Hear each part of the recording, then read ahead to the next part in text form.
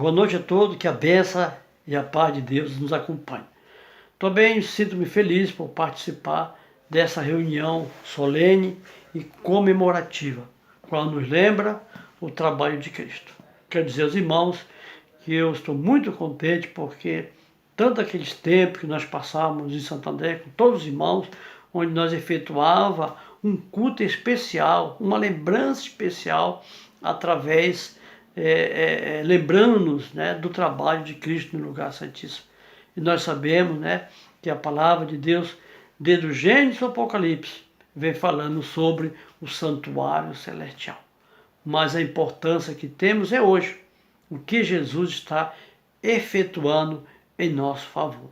A inspiração nos diz o seguinte, irmão, gosto muito desse pensamento, quero ler, que diz assim mesmo: a intercessão de Cristo no santuário celestial em prol do homem é tão essencial ao plano da redenção como foi a sua morte na cruz. Com o fim do século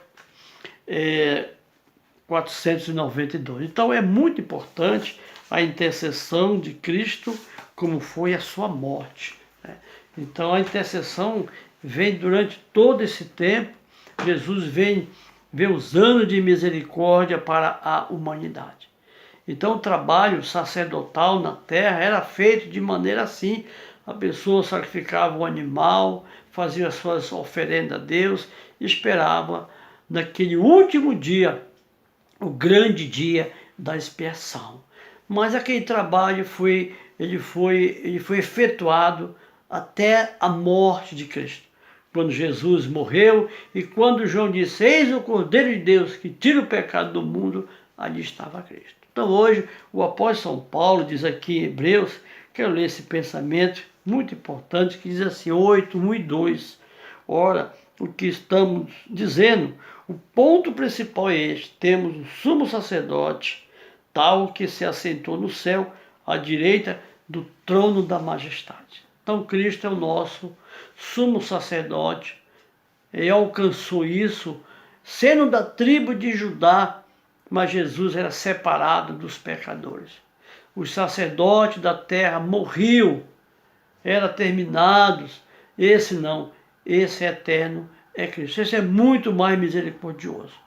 O apóstolo São Paulo diz assim, em Hebreus, no capítulo 9, quero ler para os irmãos: pois Cristo não entrou no santuário feito por mãos, figura do verdadeiro, mas do próprio céu, para agora comparecer por nós perante a face de Deus.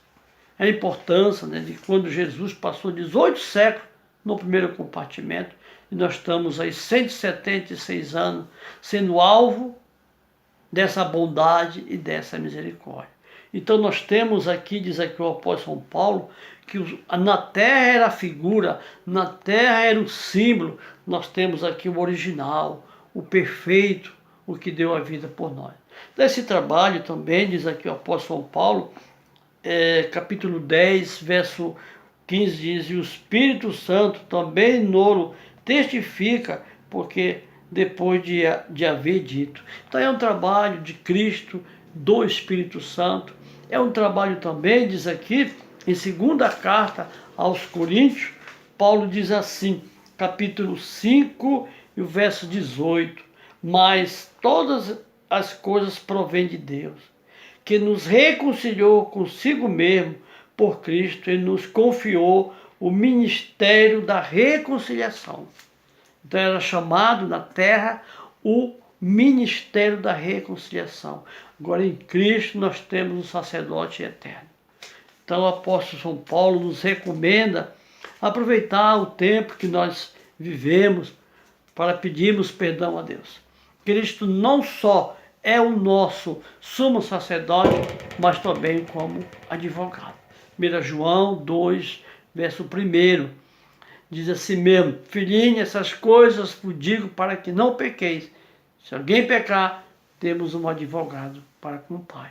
1 Timóteo, capítulo 2, verso 5, São Paulo diz assim, que há um só Deus, que é só o mediador entre Deus e o homem, Jesus Cristo. Então, irmão, qual é o significado, a importância que tem Cristo para nós? É muito grande. porque é mediante esse trabalho que Cristo nos perdoa os nossos pecados, perdoa nossas faltas, nossos erros. E quando Jesus sair do santuário celestial, a terra, nós sabemos, ela envolverá em uma situação muito difícil. Diz que os habitantes da terra envolverá-se em trevas. Satanás envolverá. Mas nós sabemos que não só os fiéis, os crentes são beneficiados, mas o mundo todo é beneficiado pelo trabalho de Cristo. Nós temos uma especialidade de reconciliarmos a nossa vida com Deus através desse trabalho. Quero deixar o último pensamento, 4 de Hebreus. Paulo diz assim, irmãos, 15 e 16. Porque não temos um sumo sacerdote que não possa compadecer das nossas fraquezas, porém um que, como nós, em tudo foi tentado, mas sem pecado. Então Cristo passou por essa terra, foi tentado em todos os pontos. Ele sabe também das nossas fraquezas, ele sabe também que nós somos tentados. Mas diz aqui, irmãos, que nós podemos confiar nele, que ele há de compadecer da nossa situação. Diz ainda o verso 16, cheguemos, pois confiadamente ao trono da graça, para que recebamos misericórdia e achemos graça, a fim de sermos socorridos em momento oportuno. É confortante esse pensamento, confiadamente. Confiadamente, não na nossa justiça, não na nossa experiência, mas confiado no trabalho que Jesus alcançou, confiado na justiça de Cristo, que Deus há de nos auxiliar. Então Deus, quando aceita Cristo como seu Filho amado, há de aceitar um pecador que aceita o seu Filho. Peço oração, irmãos, pela minha família, peço oração pelo nosso trabalho. Deus os abençoe a todos, que possamos cada dia nos apegar a Cristo como nosso advogado, Cordeiro de Deus, acima de tudo, nosso eterno e suficiente sumo sacerdote. Que esse dia possa ficar um dia marcado, que daqui para frente possamos não nos lembrar só desse momento, mas diariamente na nossa vida. Deus abençoe os irmãos, as vossas famílias, nos dê boa noite em nome do Senhor Jesus.